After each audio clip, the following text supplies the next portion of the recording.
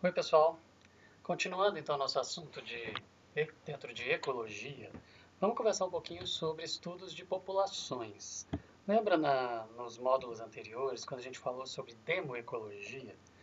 Demoecologia vai estar estudando ali a dinâmica das populações, lembrando que população são organismos de uma mesma espécie, então pensando em termos numéricos ali, quantidade de indivíduos de uma mesma população ocupando o mesmo espaço ao mesmo tempo e o impacto dessa variação numérica e desses organismos.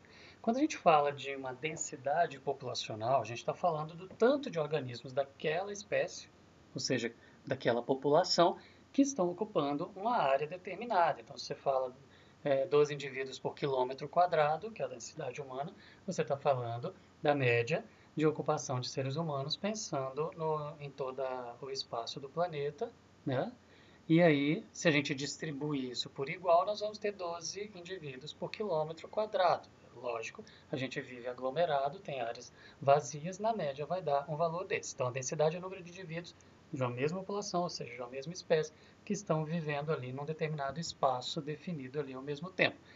Quando a gente fala então de densidade populacional, você tem o exemplo da densidade populacional humana, 12 habitantes por quilômetro quadrado. Se a gente falar de uma densidade populacional de eucalipto, são 980 árvores por hectare, ou seja, a cada 10 mil metros quadrados. A densidade de peixes é de 13, já aí nesse caso é metros cúbicos, porque você tem uma distribuição espacial diferente, né? Então a gente está falando de densidade de populações, ou seja, densidade populacional, número de indivíduos de uma mesma espécie ocupando determinada área ao mesmo tempo. O tamanho de uma população ela é definida por entradas e saídas. De que eu estou falando? A taxa de natalidade é o número de nascimentos, ou seja, é uma entrada, são indivíduos que estão sendo adicionados para aquela população, de indivíduos da mesma espécie. E a taxa de mortalidade é a saída, ou seja, quantos indivíduos estão morrendo dentro daquele tempo determinado. Ou seja, em um determinado intervalo de tempo, eu tenho indivíduos nascendo e indivíduos morrendo. Natalidade, a taxa de natalidade são os que nasceram, a taxa de mortalidade são os que morreram. Ok?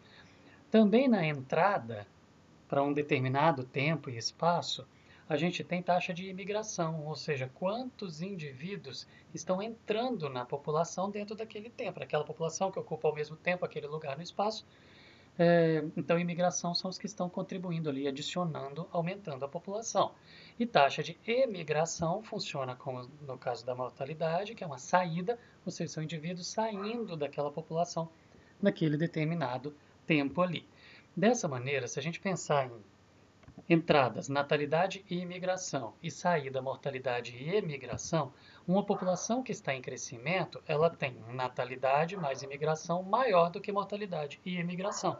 Uma população em equilíbrio tem entrada e saída iguais, uma população em declínio, ela vai ter uma mortalidade e imigração, a soma das duas, maior, gerando um número maior do que a entrada, que seria natalidade mais imigração.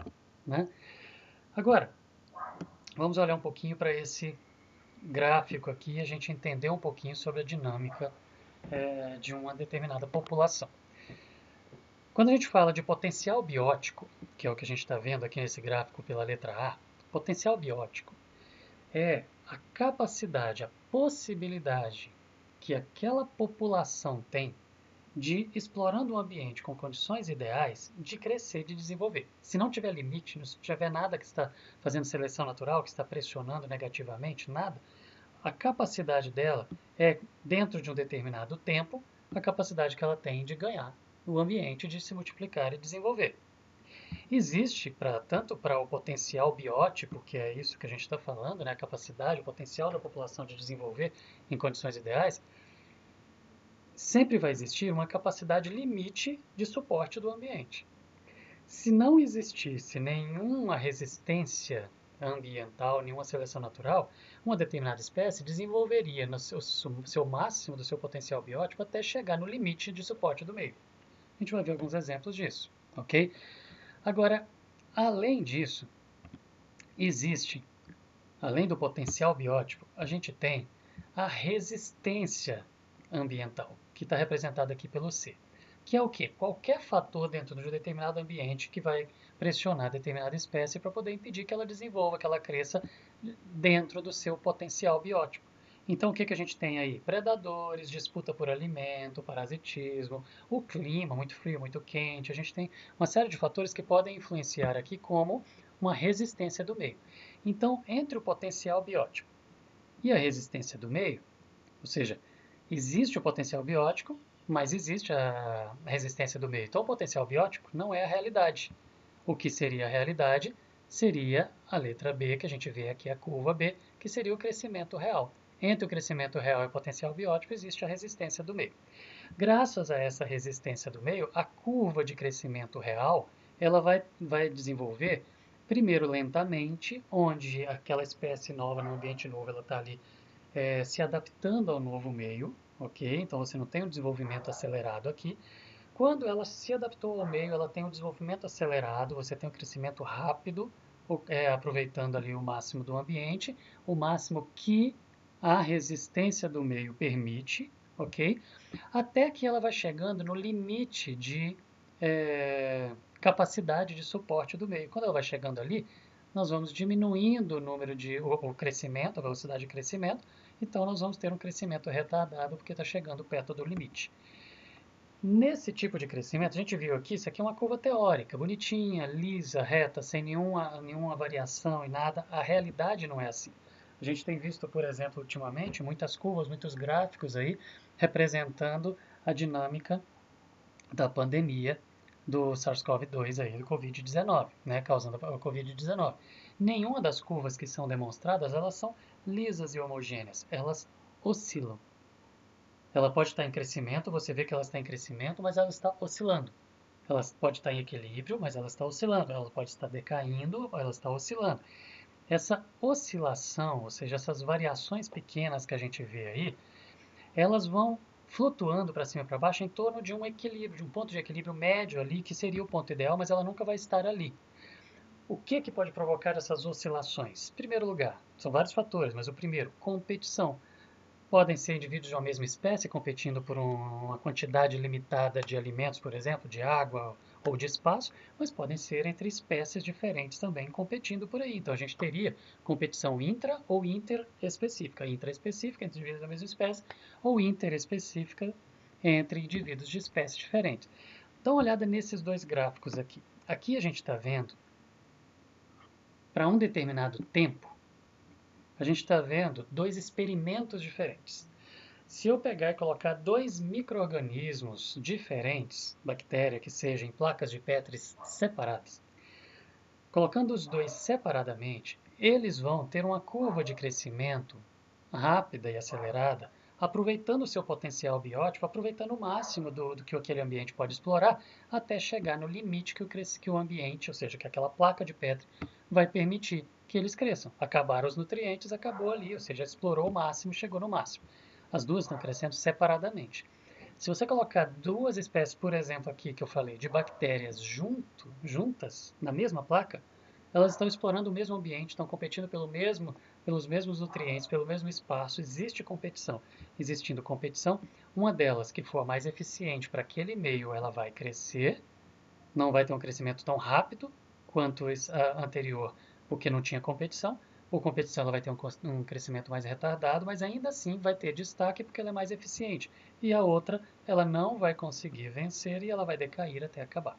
Ok?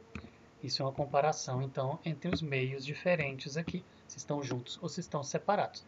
Agora, outra causa dessas flutuações que pode acontecer não é só a competição, mas o predatismo. Vamos olhar aqui uma situação simples. Vegetais produtores, os herbívoros que comem os vegetais e os carnívoros que comem os herbívoros. Como que a gente avalia isso numa curva de crescimento? Se a quantidade de predadores ela diminuiu predadores, herbívoros, essa população estando em equilíbrio, gente, a quantidade de vegetais produzida é suficiente para manter uma quantidade constante, mais ou menos, ali de herbívoros. E aquela quantidade de herbívoros, mais ou menos constante, ela é suficiente para manter uma quantidade mais ou menos constante de carnívoros. Então, as populações, são populações diferentes, elas vão estar em equilíbrio. Mais ou menos, aproximadamente, a quantidade de herbívoros que nasce é a que morre, seja comido ou não, ok? E a população se mantém constante em número, nós não estamos falando de demoecologia, em número, E a população de carnívoros, que come aquela quantidade de herbívoros, também é mais ou menos constante. O tanto que nasce, o tanto que morre, elas estão ali constantes. Se você baixar o número de indivíduos de uma população de carnívoros, a de herbívoros vai aumentar. Se a de herbívoros aumentar, vão comer mais. Comendo mais, os vegetais vão diminuir. E aí volta, de novo, a de herbívoros vai reduzir mais ainda. Você reduz uma, você vai impactar todas as outras que estão em equilíbrio. E aí a gente vai ver curvas de oscilação nesse padrão.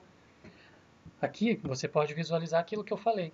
Se você aumenta, por exemplo, uma quantidade, o número de indivíduos de uma determinada população que está em equilíbrio com outra, onde um é presa e o outro é predador, se você aumenta a quantidade de predadores, a quantidade de presas vai diminuir. Você baixou a quantidade de presas, a quantidade de predadores vai diminuir por falta de nutrientes.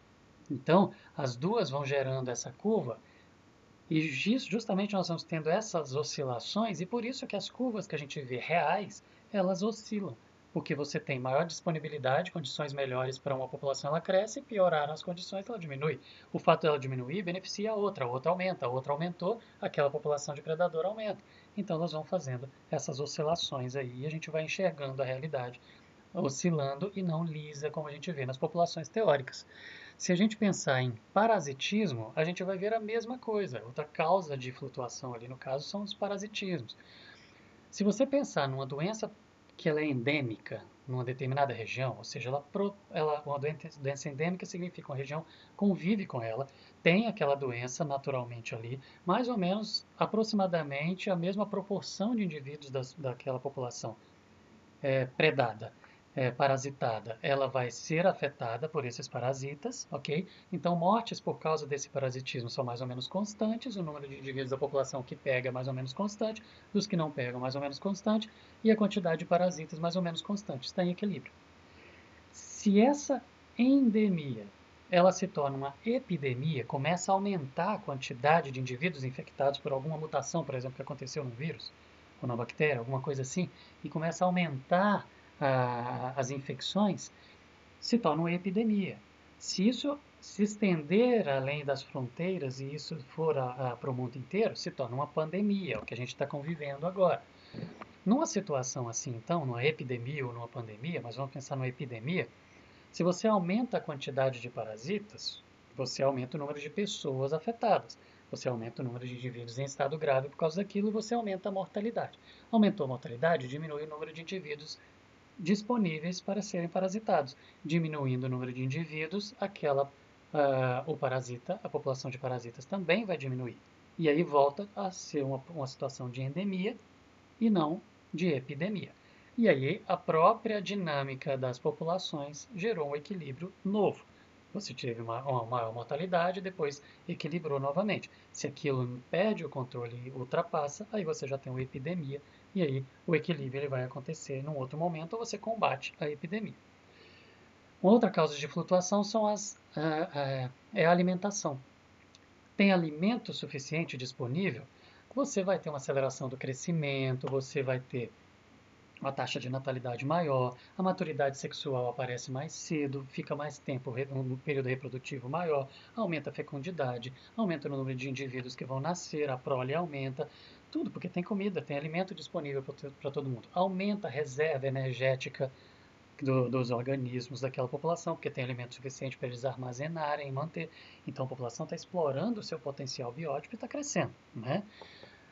Quando você chega próximo ao limite do meio para aquilo, para sustentar aquela população em crescimento, você já vai começar a diminuir a aceleração do crescimento. Diminui a fecundidade, a maturidade sexual reduz o tempo, o aumento já começa a ter canibalismo, a reserva já começa a diminuir e você volta a ter o equilíbrio. Então você tem a flutuação. Tem alimento disponível, sobe, chegou perto do limite, desce. Desceu, aumentou a quantidade de alimentos, sobe. Chegou perto do limite, desce, e você vai ter as oscilações por causa de alimentos. Esse tipo de situação pode acontecer em vários casos. Você pode ter oscilações por causa do clima, muito frio, muito quente, luminosidade alta ou baixa, umidade. Então você tem a ação de fatores climáticos gerando esse tipo de oscilações também, como a gente viu ali. E por último, pensando aí na demoecologia, ou seja, pensando numericamente nas populações, a gente tem 3 modelos diferentes de curva de sobrevivência de uma determinada população. O primeiro aqui, que é o padrão dos mamíferos, que somos nós, aqui. Então o homem está aqui como exemplo, mas é o padrão de mamíferos. Os organismos, eles vão, a partir do nascimento, a gente vai tendo um declive lento ao longo do tempo, porque a mortalidade demora para poder acelerar. Enquanto os indivíduos são jovens, eles vivem, morre por ser predado, ou por acidente, ou por alguma doença, então você tem um declive lento aqui no desenvolvimento e sobrevivência da população. Mas nós temos data de validade, como espécie. Vai chegar num determinado momento onde essa mortalidade ela vai se acentuar até que chega num limite onde não passa dali. Não vai passar dali. E aí a gente vai encerrar a população, ok? Já existem espécies, como a hidra, por exemplo, que a taxa de mortalidade ela é constante, do início ao fim. Por quê? Ela vai sofrer a pressão do ambiente e isso vai gerando, por vários fatores, vai gerando o declive dela ali. Já uma outra situação é onde você tem uma mortalidade elevada no início, como ostra, por exemplo. No início ali, você vai ter uma grande mortalidade. Peixes, por exemplo, tão pequenininhos, são devorados de monte, ou seja, são predados com muito maior facilidade. À medida que alguns vão conseguindo crescer e se defender melhor, conseguem sobreviver por mais tempo. Então, a mortalidade maior no início. Ok? Bom, sobre a demoecologia, que a gente começou a falar um pouquinho no outro módulo e agora estamos completando aqui, era isso que a gente tinha para falar. Ok? Até a próxima, pessoal. Um abraço.